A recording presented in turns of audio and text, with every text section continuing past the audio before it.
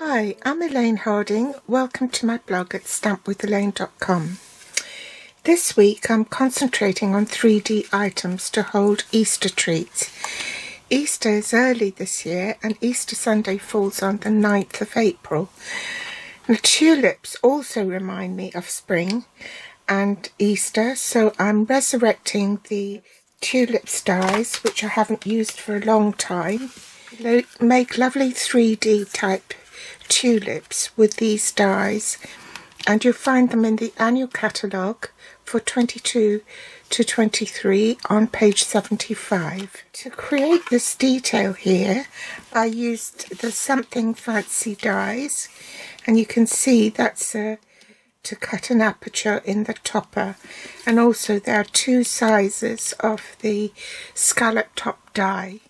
There's also the hexagonal one to die cut the greeting, so I'll take those out because we need these. And from the tulip dies we'll need the smaller leaf, the die that cuts out the stem, insides of the tulip in a darker cardstock, and this one is for the bud, and this one is for this tulip here. You need scraps of Parakeet Party and Daffodil Delight and crushed curry to die cut these floral elements. I've already pre-die cut mine to save time, so you need two of those, two of these, one each of the bud, two of the centres, and that's for the other flower. I've used the Celebrating You for the Easter greeting. The 2022 to 2024 in colour matte decorative dots, Parakeet Party metallic ribbon. The inks I'm using is Sweet Sorbet. For the box base you need a piece of Parakeet Party, 5.5 inches by 6.5 inches. In metric that will be 14 centimetres by 16.5 centimetres. Then you need two strips of Sweet Sorbet, and this has been cut at 2.5 by 6 inches. In metric that will be 6.5 by 15.2. It doesn't really matter whether that's accurate or not, because you won't need very much. This die is exactly 2 inches across. Unfortunately, if I just score it, I'm going to have to cut on either side of the score lines and it won't be as accurate. So I am going to use the trimmer to cut straight into it.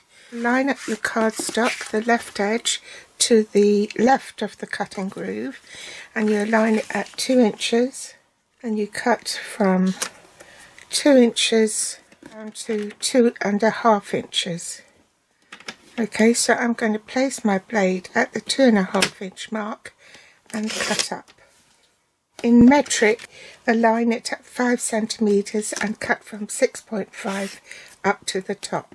Then you move it to 3 inches, which is 7.5 centimetres, and you do the same, cut from 2.5 inches, cut up to the top.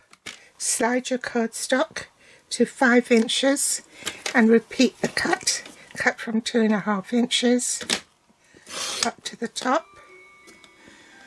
So 5 inches will be 12.5 centimetres, and then to the 6 inch mark, and you cut from 2.5, which is 6.5, and cut it to the top. In metric will be 14 by 16.5. So in fact, when you cut on this last one, instead of cutting at 15.2, which is a direct conversion into centimetres, you cut at 15 centimetres, okay? Then you want to orient your cardstock so that all the cut lines are to the right, and you line that up at 3 inches or 7.5 centimeters, and you want to cut between these two cut lines. Okay, so the blade, you line it up with that cut line there and cut down to that cut line there.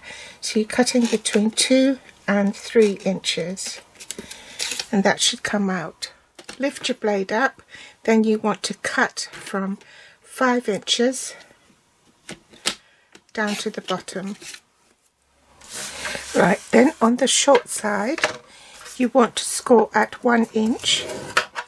Okay, then you put the long side at the top with the cut out sections, and you score from 2 inches down to the bottom, 3 inches down to the bottom, 5 inches down to the bottom, and 6 inches down to the bottom. So in metric that will be 5, 7.5, 12.5 and 15. Now I'm going to mite this corner here. Okay, then mite that corner there and cut away this little rectangle to the left of the score line.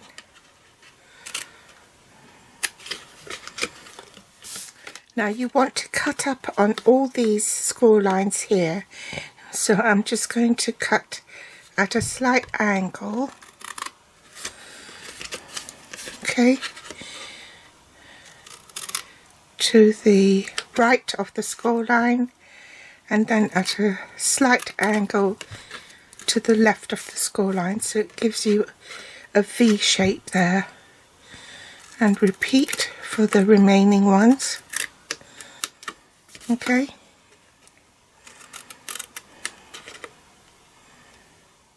and the last one you want straight. You want to fold this bit in and burnish these score lines at the same time. Then fold that in and orient your cardstock so cut edges are pointing toward the top. Bring in your die, place it so that you know the top is being cut. You need some washi tape to make sure that the die doesn't move. I'm going to fold this back because it's right on the edge and I just can't position my die there properly. So you want to put the die so that it's touching the top edge of the cardstock, and you want to put washi tape down to make sure that the die doesn't move. And so this is going to be stuck to the actual plate as well, just to make sure. And I've folded that back, and you want to put your cutting plate so that this bit here of the die is not covered by the plate, because you don't want to cut right through it. So you want to only partially place the plate over your die and then run it through the machine. So now you've got your topper cut. You repeat the process for this one. There's no other way you can do it, because the scallop leading edge should be facing this way, because if you do it sideways the plate will cover all the die and it's going to cut it off. So you have to do it in this orientation. Alright, so again, magic of washi tape to keep that in place, and make sure that's tacked down as well. Then only place the plate so that it doesn't cover the bottom of the die. And when you're running it through, as soon as you've cut this portion here, roll it in reverse so you don't actually go all the way through. It's best to show you. So I'm putting it through Now it's cut the scallop edge, so I go back. So now that the scallop has been die cut, you can then burnish the rest of the score lines. Now I want to punch a hole through these 2 layers. So I'm going to use a crocodile, the smaller of the 2 holes, and punch one right in the middle here. The reason why I've used a wider strip than necessary is because I need to be accurate as to where to cut this. It's not quite an exact measurements, it's sort of a silly number like 1/16 of an inch. So in fact, if you pop this like that inside, and again bring back your washi tape and stick those together, then run that through the machine. So I'm only running it through partially. Okay, I know that's cut, and I wind it back. So I've not cut right the way down. Cut off a portion here.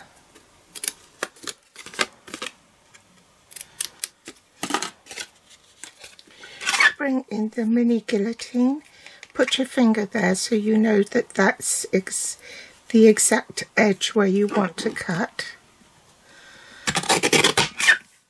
Cut all the way through. Same with this, turn it upside down.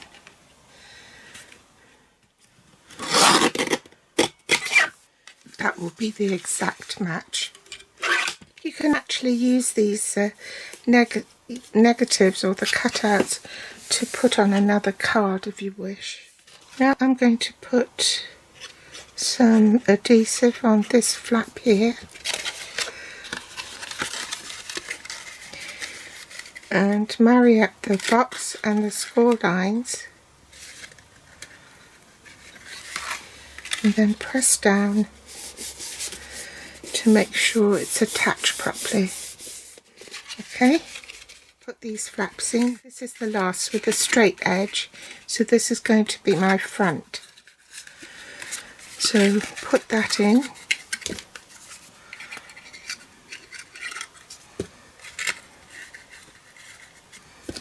And then glue on this bit here, and bring in my bone folder and make sure that that is all glued down securely. Now I'm going to offer this up to the box and then just wrap that round to establish where the score line is.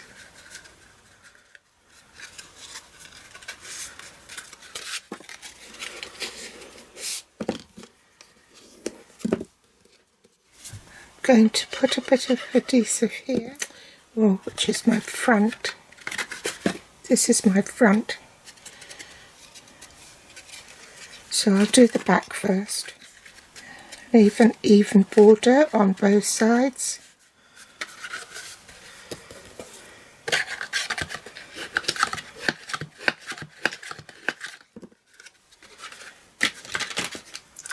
And cut off the excess. Do the same for this side. Now if you don't like the flaps left free like this, you can add a bit of glue so it won't flap around, but I wanted it loose here.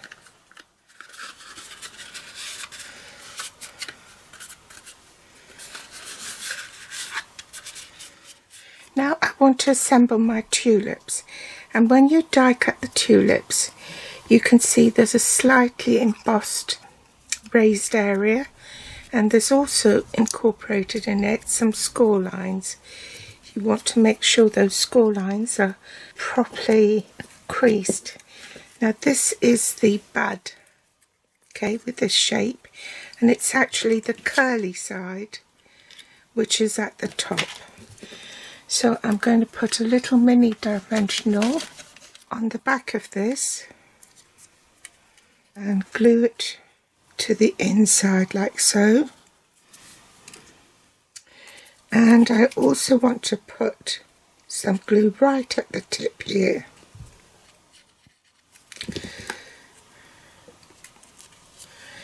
Hold on to it until it bonds. Down the bottom here around the curve.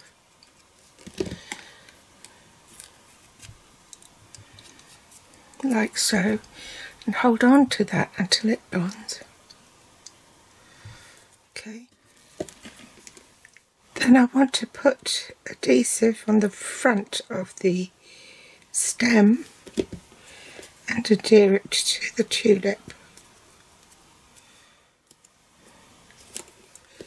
For this other tulip, there's only one score line, so you just close it like so. Okay, and then this one, I'll also put a dimensional on it to pop it up. And put that in the middle. And then you want glue on, place the glue on this bit so it doesn't, like so. Glue on top of the stem. Stick that in the middle. Pop glue dots on the back.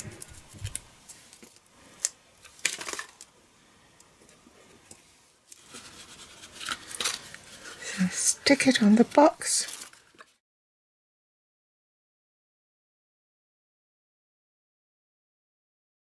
Ink up the sentiment and stamp.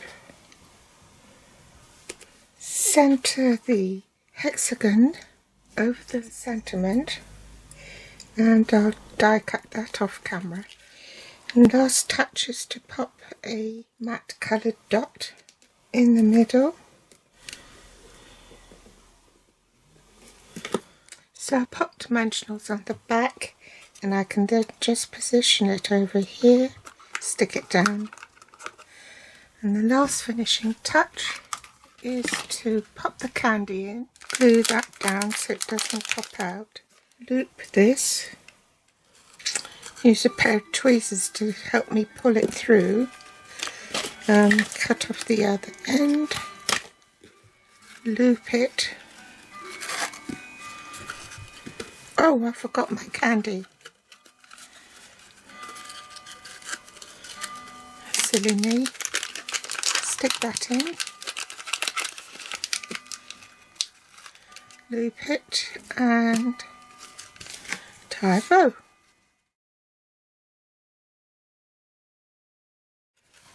Then put a tiny glue dot on the top here. Stick that down. And another one at the back, right at the top here, and stick that down. And there you have it. Some lovely Easter treat packaging to hold the Malteser's little bunny rabbit. So do give me a thumbs up if you enjoyed this project. Like and share, I'd really appreciate it. If you haven't subscribed yet, then hit the subscribe button so that you don't miss any future episodes. Measurements are all on my blog. There's a link below this video together with the supply list. Thanks for watching. Bye.